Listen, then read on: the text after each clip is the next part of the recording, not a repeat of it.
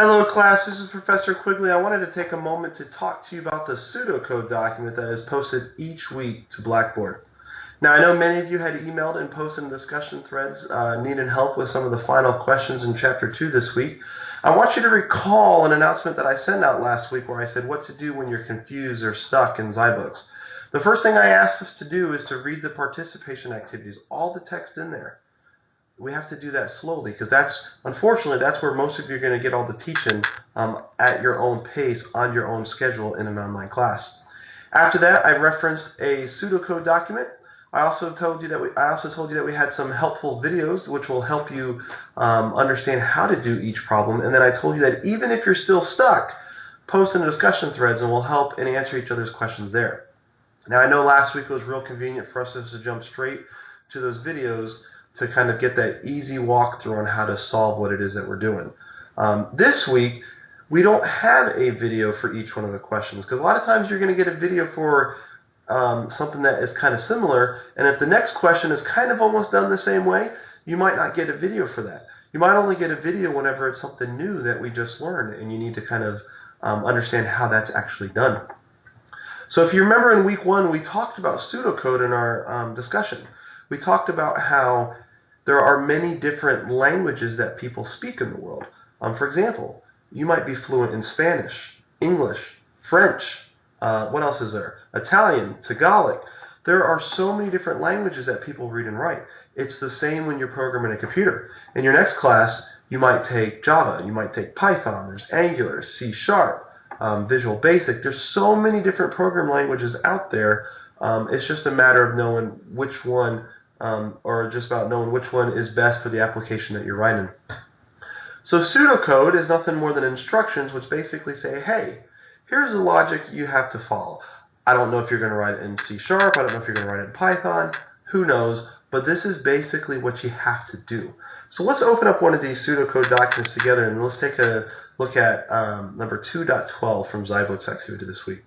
So in order to get to these documents, you're going to go down, click week 2, and then when you get on that page, I want you to scroll down right below the first set of helpful videos.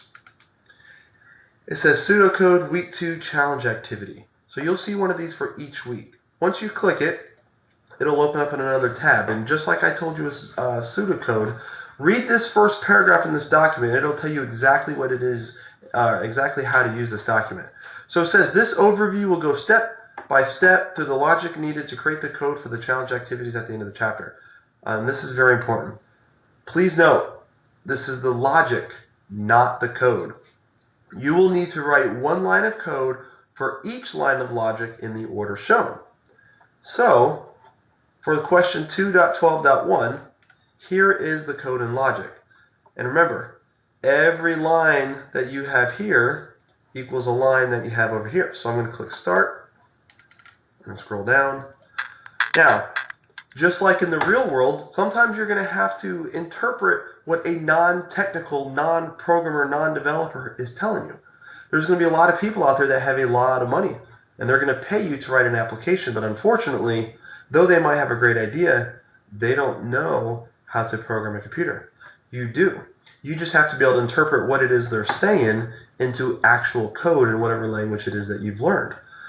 So, as you go through this, I want you to read out loud the logic here and think for a second, what is it asking me to do?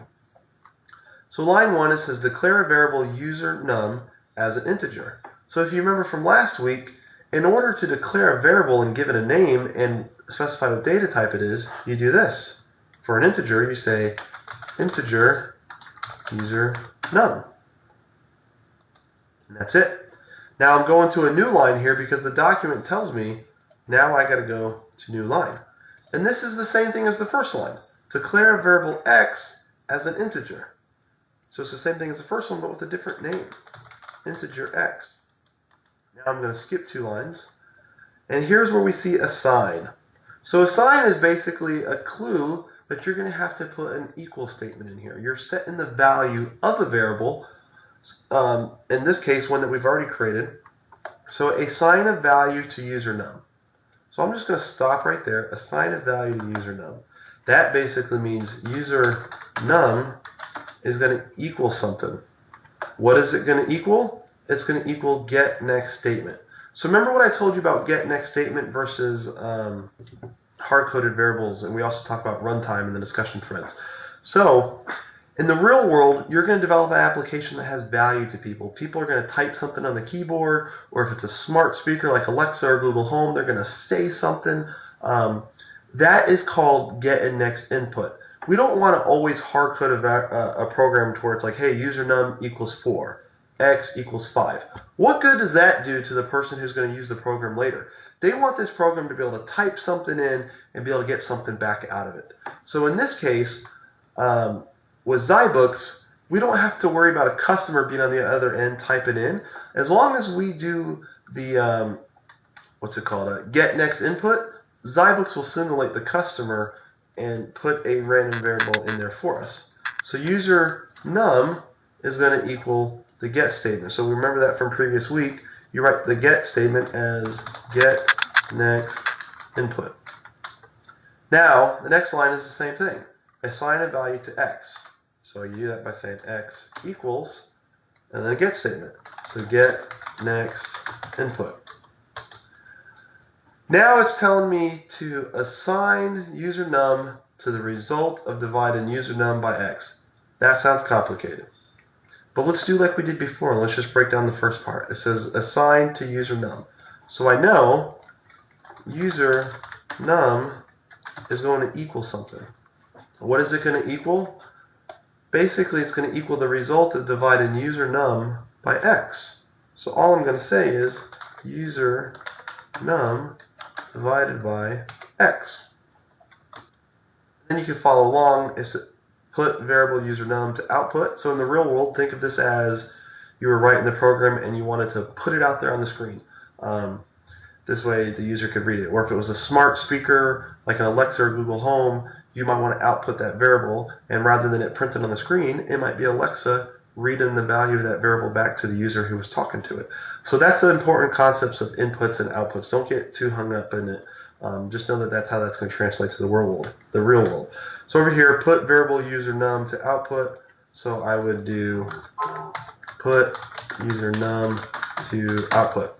Now we can keep going line and line through the very end, but I want you to know that this is where I want you to start. Even if you're having problems, I want you to open up this document, even if you don't have a video.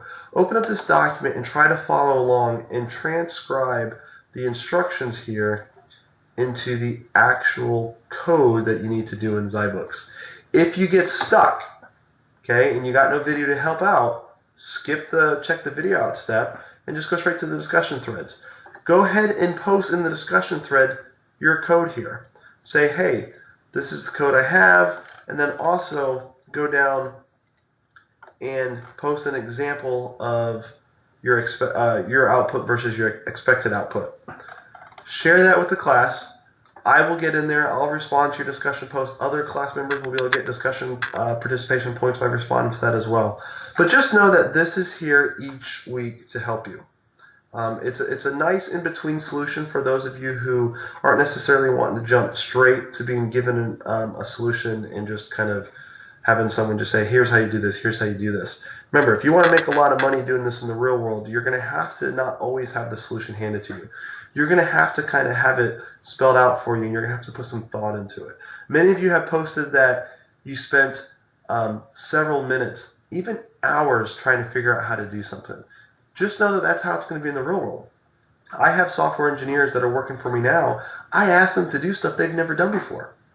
They'll sit there and take a couple hours, they'll do some research on the internet, and they'll eventually figure it out. So just know that I will never hire a software engineer that comes up to me and tells me I know how to do anything, because I'll just call bullcrap. That's not true. I take more value in hiring someone who says, I don't know, but if you leave me alone long enough, I'll go figure it out. Now, this is a learning environment. We're here to ask questions, okay? So please ask questions, get in the discussion threads, and if for some reason you feel like you're not getting a fast enough response, shoot me over an email and say, hey, Professor Quigley, I posted to the discussion threads. I'm looking for this answer.